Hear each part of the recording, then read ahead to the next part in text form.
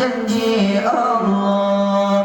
La ilaha illallah al-malikul haqqul mubin Muhammadur Rasulullah as-sadiqul wa'dul amin. La ilaha illallah al-malikul haqqul mubin Muhammadur Rasulullah as-sadiqul wa'dul amin.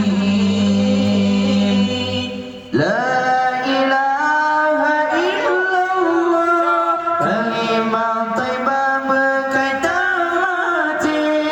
Saya baca kalimahnya selamat iman wa tetap mati.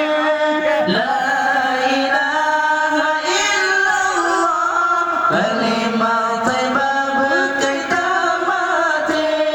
Saya baca kalimahnya selamat iman wa